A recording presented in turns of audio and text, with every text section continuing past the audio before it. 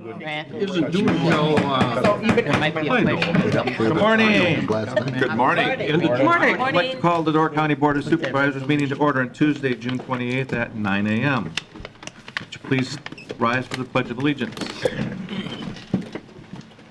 I pledge Allegiance to the flag of the United States of America and to the republic for which it stands, one nation under God, indivisible, with liberty and justice for all. Roll call.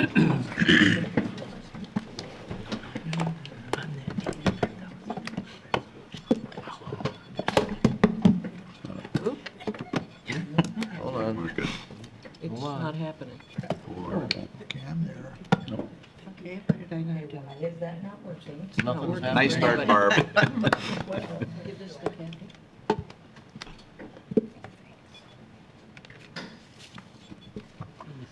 All right, let me see. On screen across the bottom. He's gonna quit sabotaging Barb.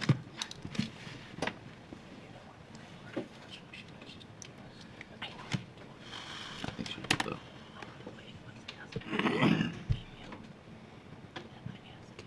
Okay, I thought I had it all ready to go again.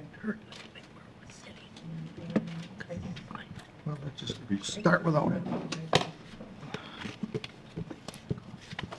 It's the worst feeling in the world. He's a thorn. There.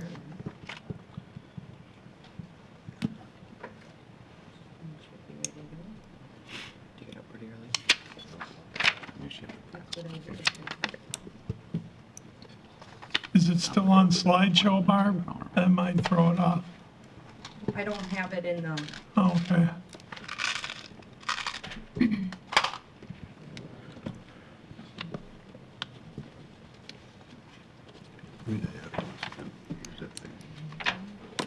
See if I can get it overnight. 60 hours last week. It's just for one company. Hmm? Not even doing that.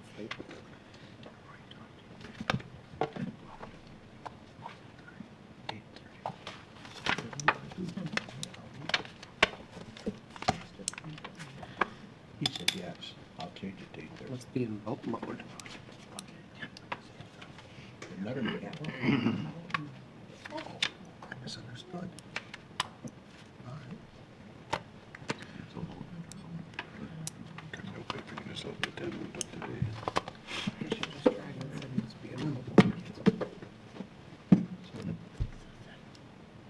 Done, so yes. Me at least. He's the bottom straight. In the bottom, it's never seen. Cheers to I did already. In the meantime, Time Burl. after you call this a roll call.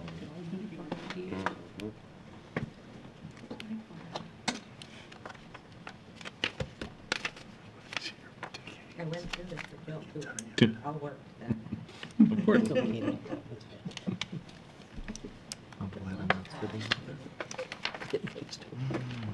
Hey, Jason, what am I missing here up on local? And I said, well, Murphy said, Mr. Chairman, agenda, but I said, Murphy. is there a reason we couldn't just do it the old-fashioned We're way gonna and do that proceed next. until they have it up? Are you in a hurry? That's right. Yes, I am. So they get two and done. Don't set your tea time at 10 o'clock. I told you 10:15. See, you know, ID. Okay, try it once. I don't have any. There Okay. we go. Yay. See, it's Jason's fault. He changed that. Meeting. Is that working backwards? I don't know. Mr. Osted's not You're ready here. for you to vote then?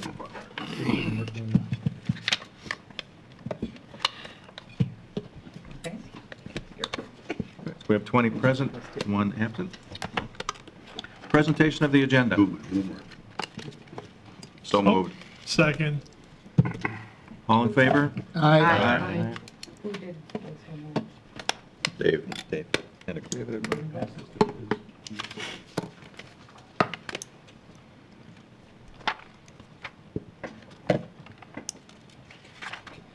Correspondence. In your packet, you will see the unassigned fund balance.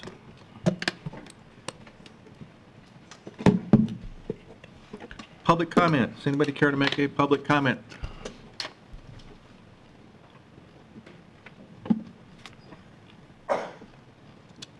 None.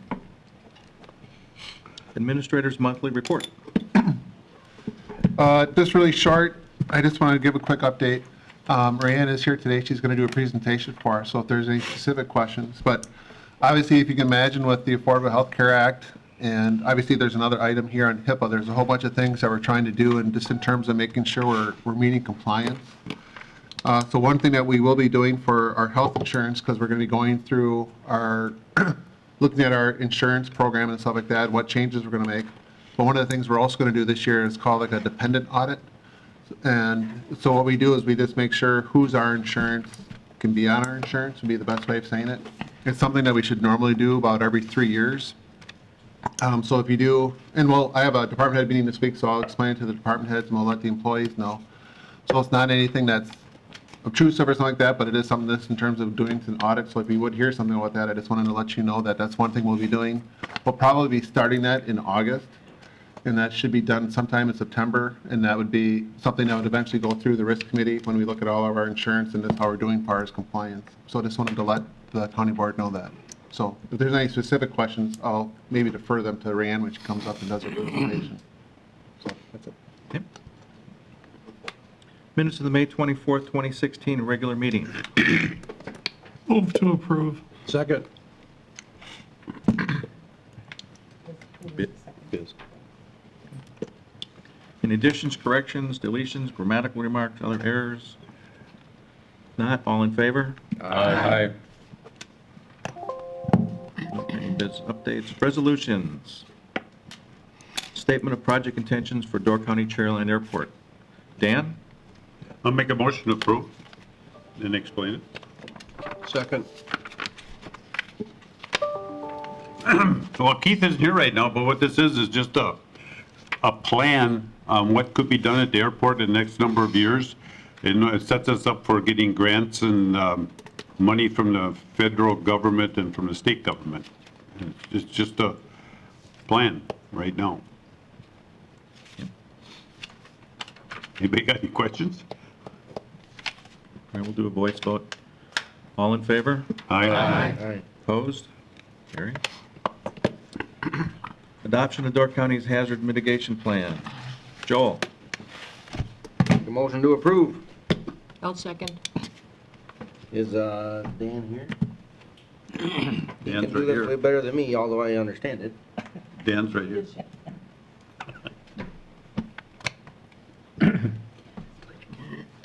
Yeah. Here's a, you can pick up one of these packets. Lori had the packets. Good morning. The hazard mitigation plan, which was too big to put into your packet, but is a supplement to your packet, is a document that we have not had. We were the last county in the state to provide this plan for our county. And it's a federal FEMA grant that we received to write the plan. And the plan is important from a standpoint of if we had a natural or man-made disaster and we didn't have these types of plans in place, if we went to then apply for a declaration, federal, especially a federal declaration, we would more than likely not receive it because this is one of the requirements that you have in place. So it's really essentially a housekeeping process. The planning department, this was most counties actually contract out to do this type of a plan. We decided that we would do it in-house because the planning department also had some things that they were working on, and by doing this plan, it helped them do some of their other work in their department. So based on that, the planning department took the lead on this and actually put the plan together. We have submitted it to the state, which gave its approval. We've been paid our $28,000 and some change to do the work, and we're just waiting for final approval from FEMA. But all of the credit goes really to the planning department for doing all the legwork on this. So they did a great job. It's rare that when you send a plan in that you get approval back without getting 15 different passbacks. And this, it was, I don't know if we got any, did we? No. So that's a good thing. So they did a great job. So that's the history on it. It's something that we really need to have. Thank you. Any questions? I have one quick one. Is it covers all of Door County. Do the individual municipalities sign off on this or approve this too, or is it Yes, just it's, countywide? as part of the plan, there was a place where we had all the municipalities sign off on it, because all the municipalities have chosen the county to be their emergency management agent. That's why they're listed in there, as there are some requirements for the specific townships and villages and cities, how they lay in the report and into the plan, and so that they're all covered. So it does cover the entire county head to toe. Thank you. Sure. Any other questions or comments? If not, we'll do a voice vote. All in favor? Aye. Opposed? Carried. Thank you. Approval of the non-invasive species plant species control Ducks Unlimited Inc. donation. Mr. Fisher. Thank you, Mr. Chairman. I'd like to make a motion, we adopt resolution number 2016-46. And it is a donation from Ducks Unlimited in the amount of $4,000 to combat non-native invasive species, and in this case, it's the Phragmites. So that's what it's here for. Wait a second. Any questions? Comments? We'll do a voice vote. All in- Did anybody second that, Mr. Yes. Chairman? Yeah, Randy. I'm sorry, I didn't hear. Okay. Can I ask a question on something? Sure. Historically, when somebody donates, and this is just a general vague question, but when anybody donates anything to the county or any departments, do they receive thank you letters or information, you know, for their generosity? From the department head or anything? I just involved in other things where that's always the big common question. I just thought of that now. If that's something that, if it doesn't happen, it certainly should, in my opinion. I agree. I'll follow up on that and confirm. Thanks. Or even recognized in the media? Yeah, recognition or something. Good idea. Absolutely. Anybody else? All in favor? Aye. Opposed? Carried. Resolution declaring official intent to reimburse expenditures from proceeds of borrowing. Kathy? Make a motion to pass 2016-47. I'll second that. This resolution is pertaining to the $800,000 that we approved at the last meeting, that's to come out of the unassigned balance. This is allowing us to have the time that we could reimburse ourselves from the bonding if we chose. There's nothing set in stone right now, but So typical, just like we've done with the bonding for the potential senior it's a center. timing type of thing. You have to do that. Any questions? Don? Yes, what would tip the scale to have the county get reimbursed? It's not really, I guess, in essence, not tipping the scale. It just gives us the option to consider which ways we want to pay for the project. So let's say something happens this year yet that's very unexpected, and we draw down our undesignated reserves. And now we decide, instead of taking the $800,000 from that pool of funds, that we're actually going to go and bond for it. And if we do bonding for the project, then we'd actually could come back to the starting point here and actually reimburse ourselves for the expense that we've incurred so far for the project. So right now, it's just more of a tool to allow us to look at different options for financing the project more than anything. Thank you. Linda? It's my understanding, if you look at the resolution from 2014, our support was subject to Brussels, Union, and Gardner entering into an intergovernmental agreement, and I understand that has not been formalized as yet. That is right. That is correct. Grant actually does have the draft done, and that was sent out to the representative for the town's attorney, and I guess they're reviewing that. I don't know if Grant, if you have more information on where it's at, but yeah, that would be part of the process moving forward as well. Anybody else? We'll do a voice vote. All in favor? Aye. Opposed? Carried. Information Technology Security Risk Assessment Transfer of Non-Budgeted Funds. Kathy? It's resolution number 2014-48. This is transferring $20,500 to It's in regard to the Hipaa risk assessment, and it's being transferred from the contingency fund. Second. Add anything? Sure, I could. Just for information again, if you look at the resolution, there's actually two parts. The first part, actually both of them went to finance, and one was under 10,000, so it doesn't require county board approval. But again, we're looking at our Hipaa compliance, and for our compliance, there's actually a federal form that you can use to actually complete an audit on yourself. And we're using that along with an attorney that's going to be working with Grant's office to do that portion of it. That's where the $7,500 comes in. The other part of your audit is actually looking at your infrastructure and looking at ways people could actually physically get into your system. And that's where the second part comes in. So in essence, they're going to try to look at all of our ways we're doing security both internally and if people can actually come in from the outside into our systems. And that's what this part of the audit's for. And that'll be obviously completed to see what things we need to do to improve our security on our information within the county. So that's what the purpose of the work is for. Kathy? I'll make a motion to approve. I was. I thought you did that already. No, Sorry. no, you did. I missed that. Second by Ann. Okay. He seconded my none. Yeah, I guess. Missed that, sorry. Thank you. Okay, since this one is a non-budgeted, we need a 2/3 vote, so we'll go to the voter board for this one. Nope, gotta wait.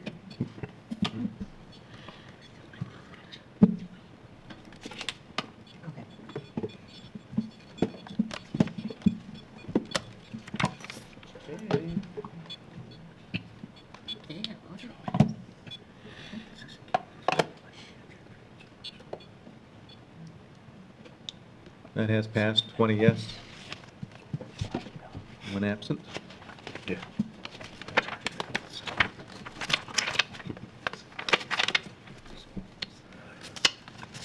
Ordinances, report, amendment to the zoning map of Gardner. Ken? Thank you, Mr. Chairman. I'd like to make a motion to accept the report on the zoning amendment. This is, as it says, requested, line 4 to 7. The Ploor's petition for amendment to detailed zoning map of Gardner to rezone their property from single-family residential to general ag. I'll second that.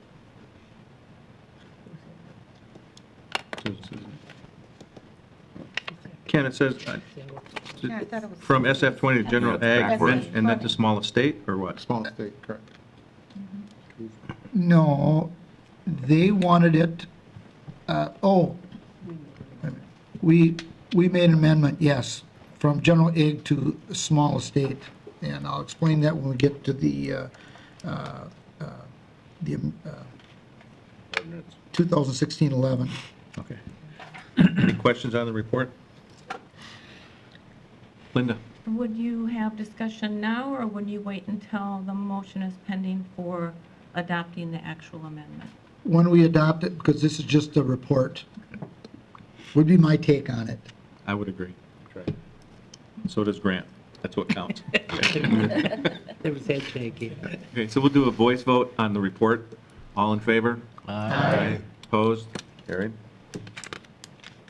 Amendment to zoning map of Gardner. Okay, Ken? I'll make a motion to adopt the zoning ordinance amendment 2016-11.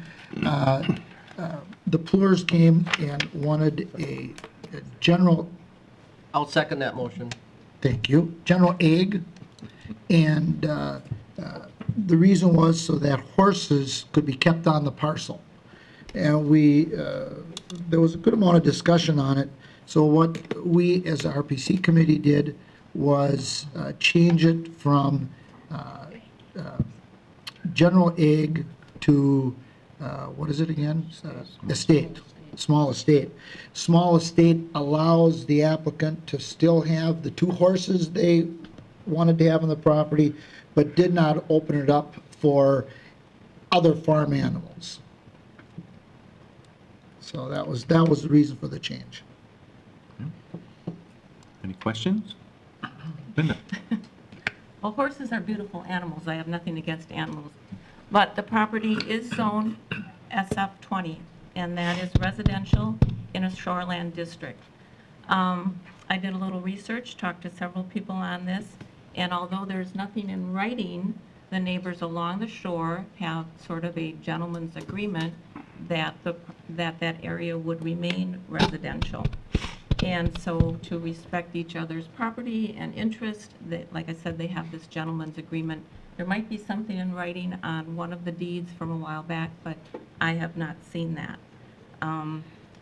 This is a recent purchase, just I believe a month or two ago. The buyers are obligated to do their homework and research and find out exactly what is and is not allowed on their property. It's a large parcel. I believe they could have their horses on a different location instead of right next to where they wish to have that. So that's just my thoughts. Ken or Mariah? Any response? Well, I don't think there needs to be one, but the bottom line is, come October, they could do anything they want and make it, if they wanted to be bad neighbors, they could make it rough on the neighbors. And we did ask numerous times at RPC for this covenant that they supposedly signed. Nobody brought it forward. They talked about it, but nobody brought it forward, and we deal with facts, not maybes or what might be out there. So that is why we made that decision. Well, Joel? I know, do you want to add more to I it? saw a couple other hands go up, so let's see what those questions are. Mariah, if you want to go first, go ahead. No, Linda is correct in that they can have horses on part of the property now. The 1,000-foot boundary from the ordinary high water mark, which is the extent of shoreline zoning in Gardner, does cut through the property. So part of the property is actually completely outside of county zoning, and they can do whatever they want to there. And another part of the property is already zoned general agriculture. And those two areas together combine, I think it's a little over are 5 acres. But they're completely wooded, and so the property owners didn't want to have to cut down all the trees in order to have the horses on their property. And Ken's reference to them being able to do whatever they want to in October has to do with what I believe I've updated the county board on to some extent, and the resource planning committee at great length, is that because of the changes that were made to the state budget last year that have to do with shoreline zoning, we're taking our zoning ordinance and splitting it into 2 ordinances, one shoreline, one comprehensive. Gardner is only under shoreline zoning, and our shoreline zoning ordinance is going to be very minimal. It's not going to regulate uses at all, and that split is going to happen in October. So as of October, there's going to be no regulation of uses in Gardner, unless they decide to adopt town zoning or county zoning. But that certainly, either of those processes wouldn't be able to be completed by October anyway. Grant? It's more of a broader topic. I was just going to a friendly reminder that private restrictive covenants, easements, and restrictions on use are not to be considered by a local unit of government when making zoning decisions. There's a Wisconsin Supreme Court decision that's abundantly clear on that. So, and I know that most of the folks know that. It's just one of these friendly reminders. We ought not consider those when making decisions. Joel, you still on? I was just going to ask, it's unclear in my reading this, so they're taking a single-family SF20 and they're making a portion of that general ag? No, well, what they requested originally was, again, not all of the lot is in zoning, and some of the lot that's in zoning is in general agriculture. So they requested to take all of the portion that is single-family, 20,000, and have that turned to general agriculture. And then, as Ken said during testimony, we heard concerns from neighbors that even though the owner's intent is just to have 2 horses there, that either they or somebody else down the line could have pigs or cows or any other type of agricultural use there if it was rezoned to general agriculture. So we looked during the meeting at the zoning ordinance and the small estate district, which is for all intents and purposes nearly identical to the single family 20,000 district, except for the fact that it does allow for horses. So you can have a quote private riding stable, which is what this use would be classified as. So then the whole parcel would change to small estate, not just the part that's single family 20,000. And so, again, it's still going to be a residential district. It does allow for the keeping of horses, and it actually, small estate requires 1.5 acres minimum for new lots. Single-family 20,000 only requires a 1/2 acre for lots. What's general ag? General ag would be 20 acres. And the owners actually wanted that because they have no intention of splitting it, but they were fine with the small estate because that lets them do what they want and would seem to appease the neighbors. Susan? I would just add, I mean, she explained it really well. This seemed like a reasonable compromise. We had the zoning administrator, Sue Vanden Langenberg, read the comparison between single-family and small estate. So it seemed to us this allowed it to stay residential. The section that she wants to keep the horses in is already grassland, and it's up in that upper right corner, so it's not necessarily right across from the other property owners. But in a sense, if zoning were to stay in place, it's now all small estates, so not even the general ag portion is general ag anymore, were we to pass this, so it's even more protection in a way to the neighbors. Anybody else? Okay, we'll go to the voter board for this one.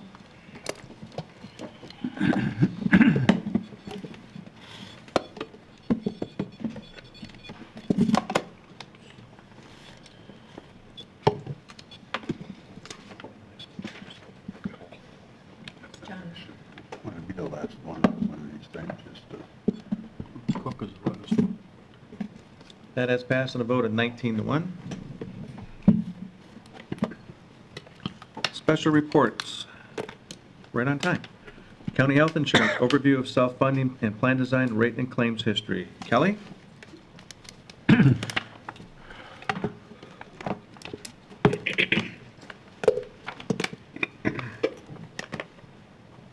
morning.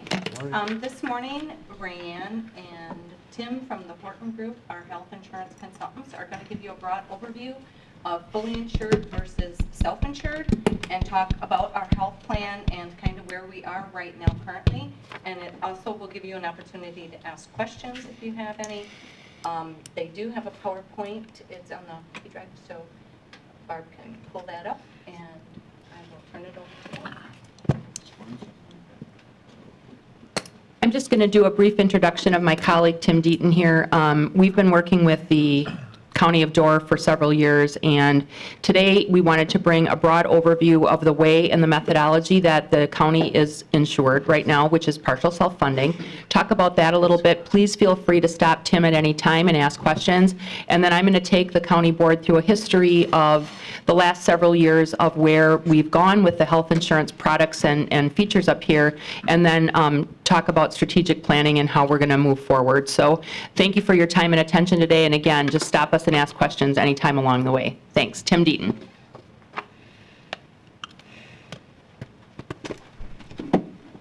All right. Good morning. Morning. Good morning. Probably the best way to start a Tuesday morning is with insurance. I'm sure we're all excited. You probably all woke up this morning and could not wait to get here and go through this. Purpose today is to really give you an idea of self-insured and how that differs from being fully insured. Those are a couple options that are in the marketplace, and we work with a lot of municipal governments, and our groups that are over 100 in size typically self-fund.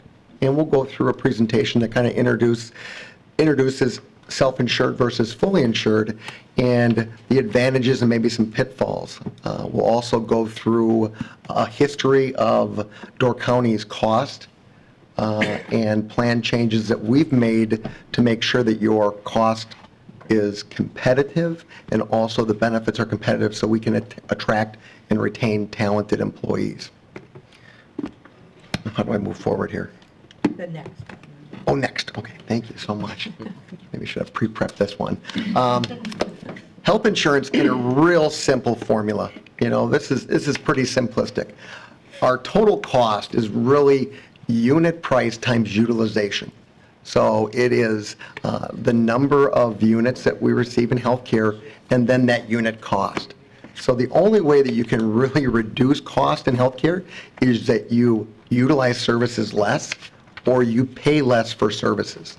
The self-funded model really allows us to take advantage of this calculation, and we'll go through that. Two options that we typically go through with clients is, do you want to be partially self-funded or do you want to be fully insured? And if you look on the up and down arrows, on the left-hand side, you have predictability and stability. So on the high end, a fully insured contract is very predictable and it's very stable. But on the lower axis, we've got cost and control. So fully insured is going to be more costly and you'll have less control than self-funded. Okay, so we've moved a lot of our larger clients to that partially self-funded because, one, we are able to control cost and we've got more control of the plan. But for that, we're giving up the predictability and stability. When we look at a fully insured premium and what goes into that calculation, on a pretty simplistic column basis here, but we look at claims cost, and they're going to look at paid claims. They're going to look at reserve charge for claims that are incurred but not yet paid, and then they're also going to put a pooling charge in because they're going to mix the risk of several employers together. So that's going to be part of the claim cost side. On the administrative side, you're going to pay for the claims administration. You're going to have other administrative expenses if they offer wellness or disease management or clinical programs. It's all kind of baked into one cost. So you really can't split that out. That's included. And then they offer agent commission included in that, along with profit or contribution surplus. So when we look at a fully insured premium, those are the main items that go into those costs. Some advantages. Why would someone want to be fully insured? One, there are known premiums. Those premiums are set and they are locked in for 12 months. If you have a bad claim cycle and you go above what has been collected from the insurance company, you don't pay any more money. There's really no surprises, and because of those fixed premiums, it's very predictable, it's easy to budget, and cash flow and flow forecasting is very easy. You only deal with the premium issue, like I said, once a year, so your rates are locked in for 12 months. And the insurer is responsible for compliance issues. They're very responsive to the marketplace. This is what we would look, it benefits someone who's risk adverse, someone who's looking for, stability. So fully insured really offers that stability. They're subject to state and federal mandates. So the insurance company takes care of all the plan changes from a state and federal mandated benefit level. And more than likely, it's for smaller employers. And when I say smaller, we're looking at employers 100 employees and below. Partially self-funded, which Door County is. What are some of the advantages of partially self-funded? A la carte approach to benefit plan design and administration. You are the insurance company. I mean, you've got coverage above a certain level where you have reinsurance that will kick in, but you are the plan administrator. So you dictate plan design, you are in control of administration. It's your plan and it's not the insurance company's plan. So when you're fully insured, the insurance company makes all the rules. When you're self-funded, it's your plan and you can very, very quickly make changes and change plan designs with a plan amendment. You have known administrative costs, and you got independent review by administrative services organizations or TPAs. So we've hired Auxient to be the administrator. We have a plan document. They pay claims to that plan document. So they're the ones making determinations. So again, we write the rules, but we have a third party that are making decisions on what is covered and what is not based upon the plan document. So it's not that we're just picking and choosing what we cover on a daily basis. It's a written document that we adhere to that is approved by our stop-loss insurance company, so we've got all the protections there. More beneficial, self-insured is more beneficial for those that are willing to accept a little bit more risk and to make sure that we're funding it properly. You are subject to federal mandates, but for non-federal government entities in the state of Wisconsin, we do adhere to certain state mandates. What that does is it kind of puts us, the consultant, and the TPA, just making sure that we're monitoring the changes at the state and the federal level so that we're updating the plan correctly to make sure that we're in adherence with all the new rules.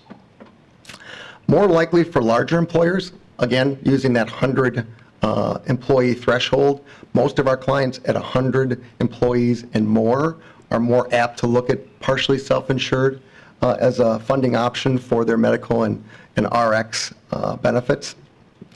And there is a current trend toward partially self-funded, and that was spurred by the Affordable Care Act. There are, I won't get too deep into the weeds, but there are rating and guarantee issue provisions within the Affordable Care Act which have pushed cost higher in that 50 to 100 area. So groups in that area are now looking at partially self-funded as a way to control cost, take a little bit more control. Any questions on the slide so far? Yes, ma'am.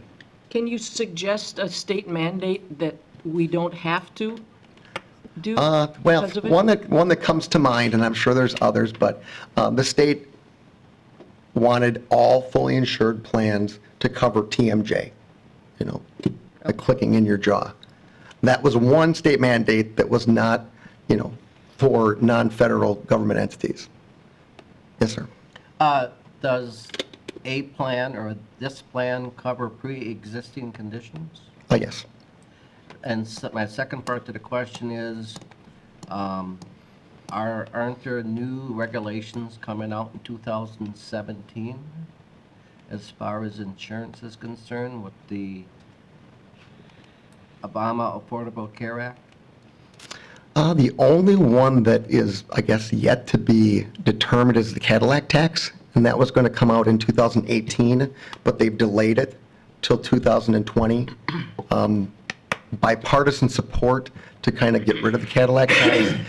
Cadillac Tax, for those that maybe aren't aware of it, is there's a certain level or premium level that the government has stated that if you've got premiums above a certain amount, and I think it was $10,200 and $27,500 for a family. So if our premium equivalents for a single plan exceed $10,200, or for a family $27,500, then we would incur an excise tax of 40% of on amounts over those two numbers. That has been delayed till 2020, and there's, at least from the folks we talked to in Washington, they're not banking that that's going to go forward. But that's something that we keep our eye on. We forecast it, definitely on our radar, but it's not for certain to go in. But as far as other provisions in the Affordable Care Act, pretty much all the heavy lifting is done. I would say the only outstanding issue is really that Cadillac tax and how that will be implemented. And we hope there's no additional reporting. We're kind of tired of the reporting. Yeah. Well, when you say hope, you know, we have to deal with facts, and we can't deal with hoping this or hoping that. We have to have it all, you know, black and white. Yep. And written down, and I found that out a number of years ago, that you have to deal with the facts, not hoping this. Yeah. Understood. And we have a Cadillac tax estimator that we've shared, so we can get that to you if you'd be interested in seeing that. Disadvantages of, you know, each of the financing mechanisms. For fully insured, an employer may pay more in premium that is necessary. in claim years where you have great experience and low claim volume, you may, overfund, and the insurance company, may take in more money than what is needed. You need to factor in profit. Insurance companies are in the business of making money, so they're going to factor in profit margins. And then reserve and cash flow are also built into the cost. So when we compare self-funded versus a fully insured premium, I would say 15% higher. Rand, would you agree on? Correct. Yeah, so you're going to pay about 15% more when you look at the two models. Disadvantages of partially self-funded: administration, the financial responsibilities are on the plan sponsor. We can farm that out, but in the end, Door County is the plan sponsor, and they have fiduciary responsibility for that. Legislative compliance, we need to make sure that we're adhering to all the rules and regulations that would govern a self-funded health plan. And then cash flow. I mean, when you're self-funded, it's pay as you go. And if we've got a bad claim month, our cash flow might, fluctuate. So you lose that stability or predictability. Here's how self-funding would break down, just the component parts that go into it. If we start at the bottom, we call, the 20% is what we call our fixed fees. And what would go into the fixed fees? It would be administrative cost. It would be that stop-loss insurance. Right now, we've got stop-loss at $75,000. So every member that we cover, Door County has a $75,000 deductible. So we pay the first $75,000 on all claimants. Well, it seems pretty scary, doesn't it? But we'll get to the top where we kind of cap that liability. In addition to stop loss and admin fees, we've got aggregate insurance, which is like an umbrella insurance, so it caps the county's overall risk. We pay for network access fee, utilization review, case management, if there's any disease management. Those are what we call fixed fees, and those represent about 20% of the overall cost. In the middle is really our claims. So pharmacy, medical claims, that would represent about 80% of our overall cost. So there you've got 100%. So that's what we'd consider expected. Above that, here's where the risk comes in. If everybody in the county that's covered decides to go and, we're going to go into the hospital for a week, oh my goodness. What happens if we've got, 5 or 6 very large cases? Would we have to pay for everything? The answer is no. We've got that $75,000 cap, and then we've got 25% above expected as our maximum liability. Okay? Tim, could we just clarify that a little bit? Sure. Under 75,000 is where you're looking at the 120% cap. So there's an expected amount. We don't expect that everybody's going to hit 75 and go above it. There's probably some claim cost around the $3.5 million mark for the county of Door. At that point, we're looking at where does the aggregate come in to protect you from a worst case scenario, because everything above 75 is already paid for. Yep. Yeah. At what point in the early beginning process is the, I'll use the term premium set, for the employee or whoever, that 25,000, whatever it is that it costs? How does that number determine from you guys or the real world? For the premium costs that the employee? Yeah, the total plan that the county has to pay per employee annually? Yep. How is that number derived? I will actually go into that. Yeah. We set that typically in September Okay. of the previous year. Any other questions on this slide? I think it illustrates, again, you're taking a little bit more risk, but in years where you have good claims or you have less than expected claims, that money's yours. And from a plan, cost perspective, self-insured has made, I think, has helped Door County. Yes, sir. Elaborate, what's a good claim? A good claim? Yeah, you just said good claim. Well, I would say 70%, 80% of expected is a good claims year. And for a $75,000 individual specific deductible for a group of your size, we'd expect to see maybe 4 to 6 claimants exceed that on an annual basis. And about 50% of your membership probably has under $1,000 of claims a year. So if we have a good year with low claims and we make money, does that money stay in the insurance fund for future bad Yep. years? Yeah. May I follow up on that? Do we get interest then? Do you have an interest-bearing account? Ken? I'm not sure how much you get interest on. It depends on where you're holding your money. Right. It does stay here in Door County. Well, every penny counts, you know. Absolutely. It is. Raise that interest. Is the county currently self-insured or partially funded? We are I'm sorry, are we currently fully insured or partially? partially self-funded. Right now? Yep, so we have a this is where 70, This yeah. is where we're sitting right now? Yeah, this is where we're sitting right now. So that example, we had talked a little bit earlier of a large claim. What happens when a large claim comes in? So we have an example here of pretty much a catastrophic claim. I mean, $275,000 claims don't happen every year. But if it would, here's how it would work. The employer, which would be Door County, would pay the first $75,000 of deductible. That would then go to the stop-loss insurance company, and they would pick up the remaining $200.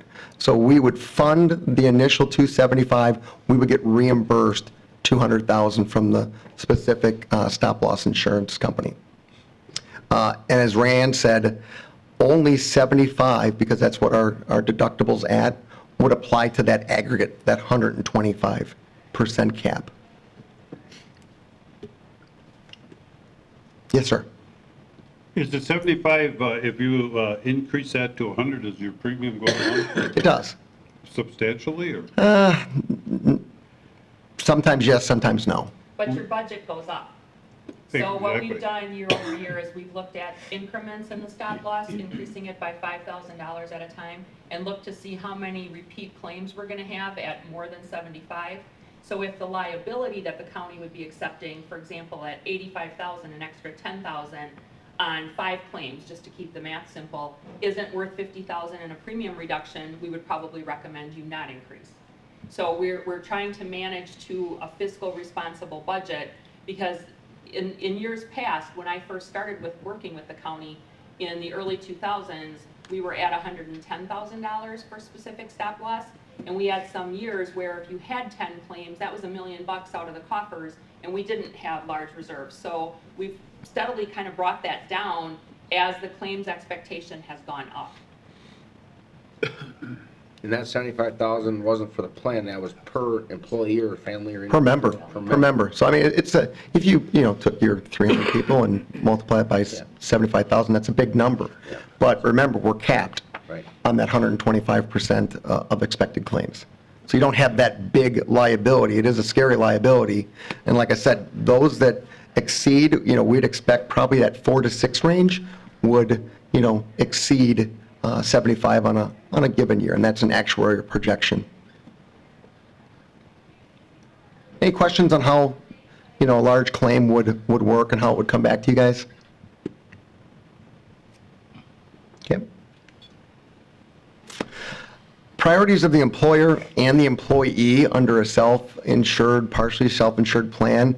The employer is really going to be worried about discounts and pricing.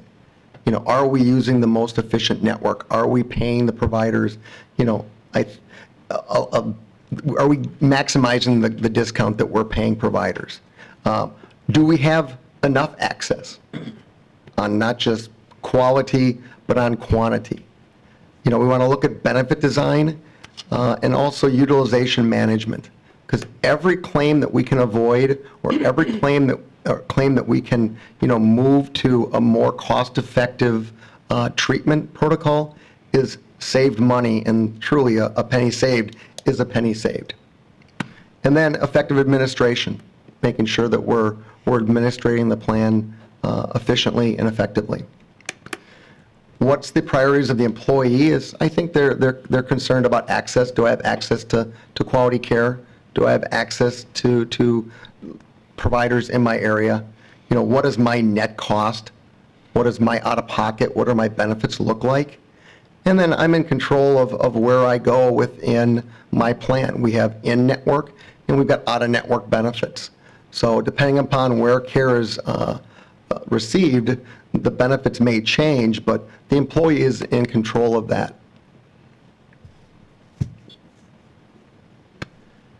Here is I guess a 5-year, almost 5-year paid claims by year. So it goes back to 2012. So these are the claims, medical and prescriptions by year. So you can see, being self-insured, you have this up and down type of payment structure based upon the number of large claims. And we've got another slide where we've kind of shown stop-loss reimbursements. But 2012 and 2015, we had some significant high-cost claims. But over the almost 6 years here, we're going to average out to about $5.5 million. So it's very, the trend is set. If we were fully insured and we had a bad year, we'd get a 20% increase on the premium. And typically, they don't reduce it. You might get a slight reduction, but your trend line on a fully insured plan is at a 10% level. Our self-funded groups are probably in that 3 to 5 trend level. Yes. Do we as a county have options in our plan design to incorporate more lifestyle medicine and preventative medicine into that plan? I know that's not something that's really very popular in Wisconsin right now, but it is in Minnesota, and it's really taking off there. Because obviously, the more preventative care that we're able to receive as employees of the county, our costs are going to go down. Right. Then, and that would affect our bottom line. So where do you see that coming into play in Wisconsin? You want to answer that one, Rand? Sure. You're talking about things like acupuncture, Holistic. more Holistic medicine, but Yeah. lifestyle coaching, medicine, just pretty much in essence, integrative care in general. Yep. As a preventative measure. We do have the option, always under a self-funded plan, to add benefits that aren't necessarily standard. So absolutely, it's something that we want to look at over time.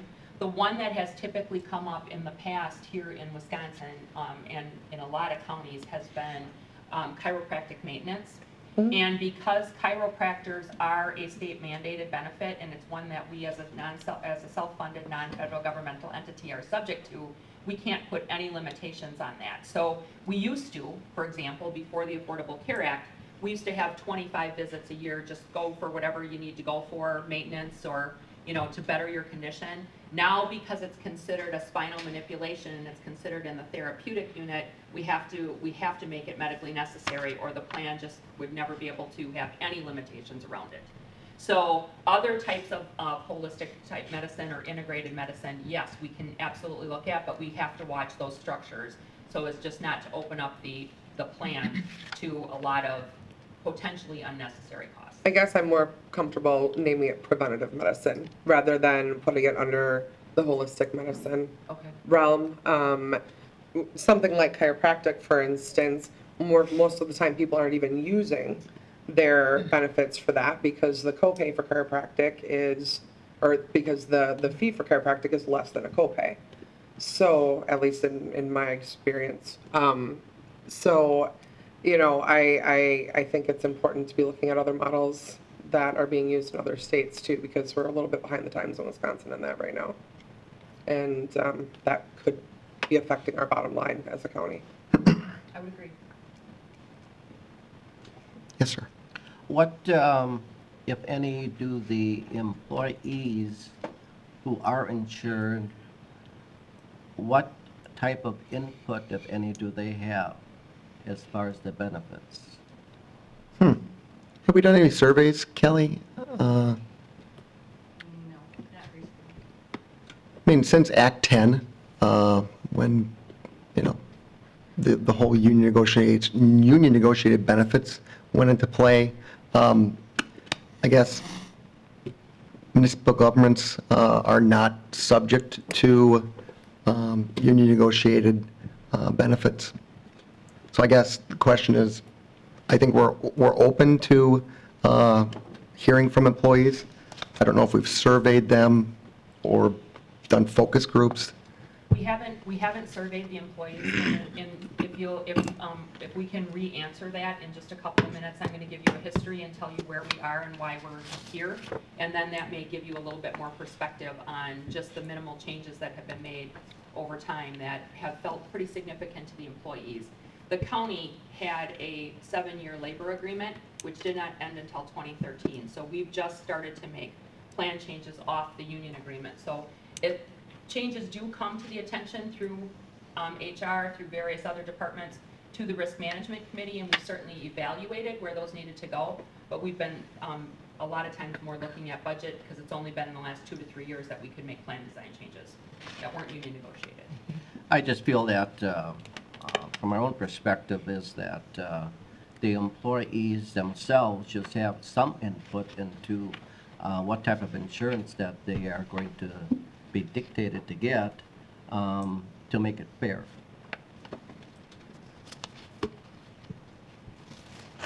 Fair enough.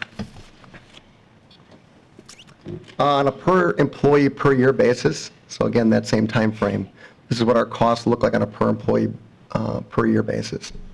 In 2016, we've kind of annualized, through May of this year, those totals.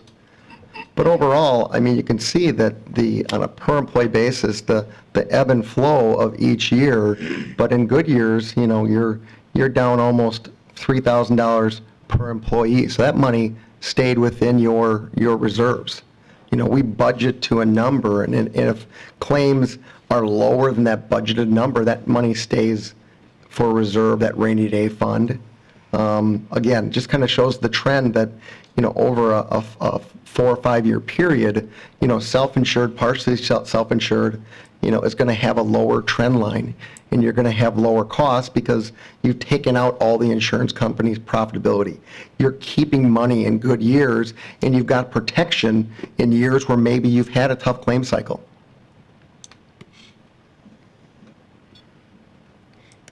Stop loss premiums and reimbursement. Again, this kind of shows, where we've had larger claim volume, but going back to 2012, our stop loss premiums, started at $620,000, and we've moved, not very far, again, off of that by $100,000, maybe $200,000. But when you look at reimbursements, kind of consider that loss ratio, we've done pretty well in negotiating that. Now, when you look at fully insured, there's probably 4 or 5 fully insured carriers that would be, in your marketplace that we could look at. When we look at reinsurers or stop loss vendors, we've got 14, 15 stop loss vendors that we go to. So there's just more competition. And because we're with a third-party administrator, that stop loss arrangement happens behind the scenes. One of the things that, when we work with municipal governments or school groups and they're fully insured is that when we go through renewal, you have to be prepared to move insurance companies every single year. And that's a pain. When you have a third-party administrator, nothing changes from the employee's perspective. That card stays the same. The backing, the reinsurance, the risk-taking can change, and it doesn't impact the administration of the plan. So change and transferring risk is much easier in a self-insured environment versus, a fully insured environment, as far as the employees are concerned. I'll turn it over to you, Ann. So So just a couple of things before I get into the benefit change history that we have here. One of the things that Tim shared with you is that we are partially self-funded, and we have to use that term because at the point that we buy stop-loss insurance at the $75,000 level, and we create this plan document, that's the 134 pages, I think it is currently, of all of the benefits and how they work and where people can find information about their health insurance, that is the contract to which the stop-loss carrier will pay. So for example, if we make an outlying benefit decision, we're going to pay for something that's not in that contract, that would not be covered by stop-loss, nor would any complications of that be covered. So we always are, there are insurance companies making decisions around that contract. The contract is allowed to be extremely flexible. Door County has been self-insured since long before we started working with you, largely due to the fact that the union negotiations were very, very strong here, very, I think, collaborative and cooperative, but there were a lot of unusual types of things in the health insurance program up until the time that those union contracts were diluted. So I do want to say that we have been self-funded for a long, long time. A lot of the reason is because we did have some unusual different types of plan provisions in the program. What Tim was alluding to as he went through just sort of the cost per employee per month, obviously single people may have a lower cost, family people, that's an average. One of the things that have been very good, I think, for the employees over the last several years is even though we've made plan design changes, this hasn't been a race to put a ton of money away or to manage the budget under the terms and the auspices of the health insurance program. So this has been a pretty thoughtful and strategic process by risk management and by HR and finance. What we have in the bank, if you will, under the health insurance product is about a reserve of about $3.5 million. That represents about 6 to 8 months worth of claims in any given year. That reserve is set aside because the employees do contribute toward the health insurance fund. It must be used for health insurance or health and wellness types of programs for the use of the employees and the people that contribute to that plan. That amount has stayed steady at approximately that level. Maybe it goes up plus or minus 5 or 10%, and Mark's in the back if he wants to add anything, but it's been very, very consistent. So we're not looking to add a bunch of money to reserves. The county is very adequately well reserved. So even in those difficult claims years where we got $1 million back in reimbursements and paid $700,000 into the stop-loss carrier, that's been very, very well managed, and the reserve has maintained and stayed steady. So we haven't been digging into the coffers and going into the red over time. It's been very, very slow, and steady wins the race. Yes, Mark? Actually, I think our reserve now is a fund balance of about $5.6 million. Okay. And we're, so it's growing. We're doing well at that 75,000. We do have a number of claims already this year. We're just starting to see some reimbursements. That's typical at the beginning of a plan year. So we watch that fund very, very closely. We want to make sure that it's always consistent. You'd be surprised how fast a few million can go, though, in a terrible claim cycle. It goes pretty fast. So we do want to manage to that. What's the use? What can you use a reserve for? You can use a reserve to stabilize rate increases over time. You can use it to pay for lasers. Lasers are things where they say everybody at County of Door is going to have a $75,000 stop loss, except for Rayanne. If I were an employee here, I've got a chronic condition, we're going to charge her a $200,000 individual deductible because we know she's going to have a heart transplant, and that's going to be $700,000. So we're going to increase her individual deductible. You can manage the liability around a laser if you choose to do that. And we watch the lasers very closely. The third thing is to look at whether or not you choose to go away from being partially self-funded and into fully insured. When you do that, it's always easy to get into one of these programs. It's a little bit harder to get out because you're paying premium for the fully insured carrier and you're paying run-out claims at the same time, sometimes without stop-loss protection if you don't manage it well. So we want to be, being well-reserved allows the county to do a lot of things. Stabilized rates has been the main use for it over the last several years, but it also allows us to make sure that we have every option open to us at any given time. The county board or the risk management committee would want to consider those. So it's really important. As I mentioned earlier, In 2013 was the first year that our collective bargaining agreements here at Door County started to run out.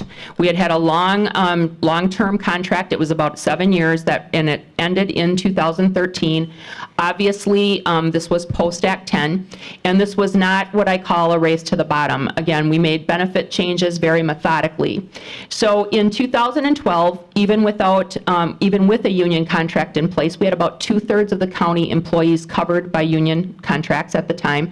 We made some eligibility updates. We made sure that we tightened the language around legal spouses. We made sure we tightened the language around dependent children, who was a child, who was an employee. We looked at some hours requirements and did some different things. We added Trilogy, which was a provider network change with deeper discounts in 2013. In 2014 were the big changes. We eliminated the non-union Plan A, which had been about 1/3 of the employees at the time, and we eliminated the lifetime maximum in accordance with the Affordable Care Act, so now we pay all claims in network to whatever the person may incur. We have a dependent age limit extended to age 26. Pre-existing condition limitations were eliminated. We increased the deductible to $500 single, $1,000 family in network, and $1,000, $2,000 out of network. This was a big change. The majority of the employees covered under the union bargaining agreement previous to 2014 had a $100 single, $200 family deductible, and 100% coinsurance after that. So moving to $500 was a pretty significant change at that time.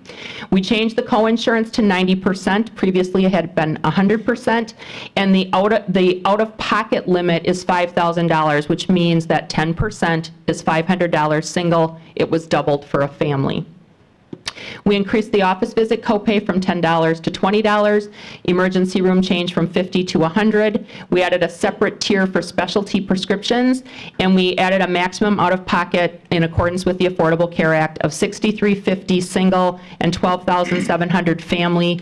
What this does is this scoops up all the deductibles, all the co-payments, and all of the co-insurance. So if someone has a significantly difficult claim year within their family, with the Affordable Care Act, they now have a protection that wasn't in health plans prior to the ACA. So there were some very, very good things with the Affordable Care Act. The elimination of pre-X, having your kids be able to be on your plan for a longer time, and then that underlying protection for out-of-pocket expenses if someone had a significantly difficult year.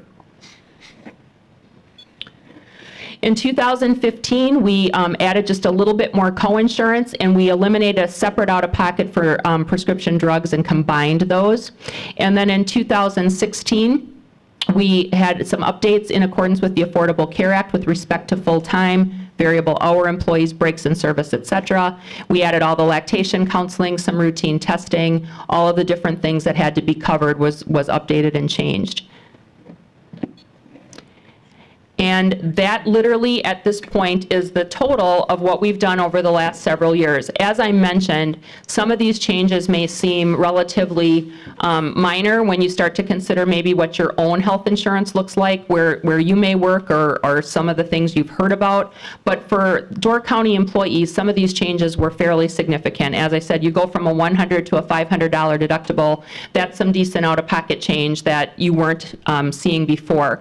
I also will share with you, because it's hard to describe in a slide like this, we also had a limitation previous when we had the union contract of $100 single on prescription drug copays and $200 family. We haven't changed prescription drug copays, but we did eliminate that copay maximum. So now everything rolls in to the Affordable Care Act out-of-pocket max.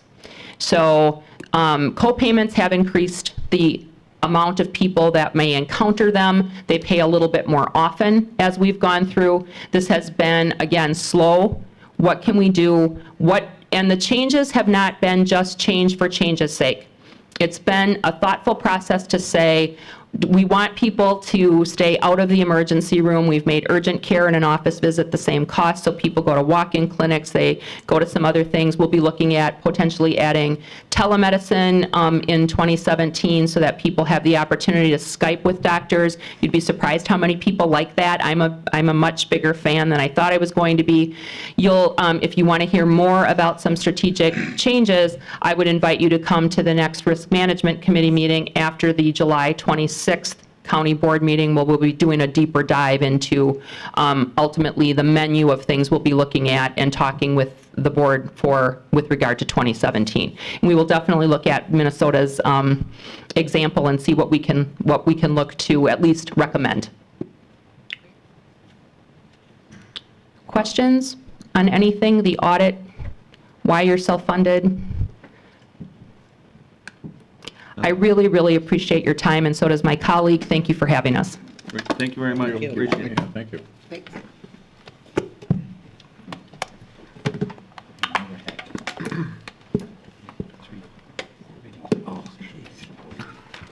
Okay, new business.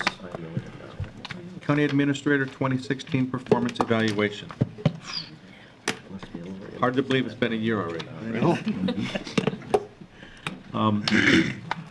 At the last Administrative Committee meeting, we approved a documentation and forms to use for the evaluation. Each of you will be given this evaluation.